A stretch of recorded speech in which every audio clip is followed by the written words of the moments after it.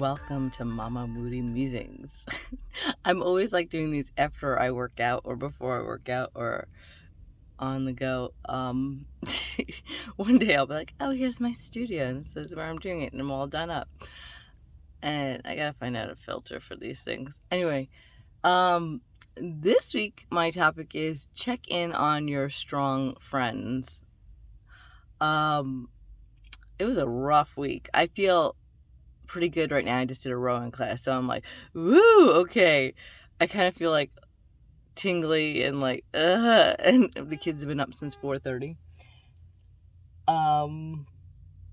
So I'm tired, but I have like that one rush of adrenaline to get me home and make them breakfast, and then maybe we'll all crash and nap, hopefully. Yeah, it was a tough week. I was like overwhelmed. I was just overwhelmed by like literally everything. Literally, life.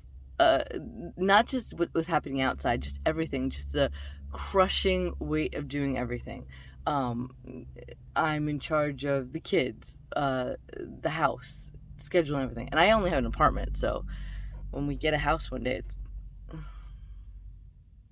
gonna get more responsibilities. And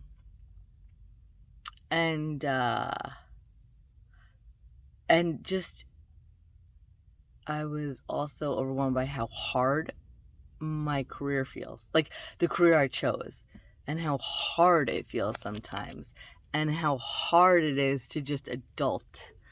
And I couldn't pinpoint it, but I can pinpoint it. And it was like, we have a saying in Al-Anon that says the thing behind the thing behind the thing. So it was watching certain people do things, and there's history to it, and there's another saying that I like, if it's hysterical, it's historical. So a lot of that, just a lot of events along with everything happening on the outside. And you know what? Nobody, I don't want to say nobody, because people do ask how I'm doing, but really when I know I'm not doing okay, it doesn't seem like that's when anybody asks. Like when you're a strong person, they just expect you to handle it. Like when you're a strong person and you just get shit done, and you're used to being the one that gets shit done, everybody just expects you to get shit done, and you get it done. And that you never really break, and maybe you break, but you do it in private, that kind of thing.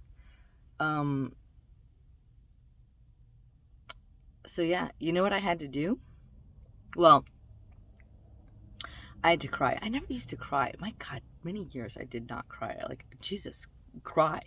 And I don't do a lot of self-care. As you can tell, my roots need to be done. Don't have any Botox.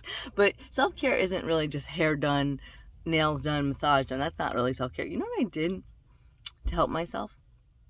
Well, one, this sounds weird, but maybe it's because I'm in my 40s. On Wednesday night, just cleaned everything in the apartment. I usually do a deep clean on Thursday, but the apartment was like destroyed from the children. The children decided, and by children I mean Jayla, she decided to pour salt all over the table, and she decided to pour sprinkles everywhere. And if you have sensory issues, you might not know, but all you need to do is have a salty, sprinkly floor, and you will know if you have sensory issues, because you step on it, you're like, so I did a really good clean, and that felt good to clean. And then the next day, since I usually clean on Thursdays and everything was clean, I took myself out for a cup of coffee, a scone, and a book. And I sat there, not for very long, just long enough to just read a little, have some coffee, eat a scone, be like, it wasn't peace and quiet because I was at a coffee shop, but by myself. And that was the best thing I could have done. It was so nice. I was like, I'm good. Everything's okay. I can realign. Doesn't mean that things don't get you. It doesn't mean anxiety doesn't kick in. But you know what I have to remember? A bad day doesn't mean a bad life. Shit, a bad week doesn't mean a bad life. Just ebbs and flows. To expect to keep a level of positivity and kumbaya shit every single day of every single week of every single month of every single year. That's exhausting. All right. Sometimes the bluebird's sitting on my shoulder, and sometimes the bluebird's shitting on my head. So it's balance. That's the topic. Balance. Bye.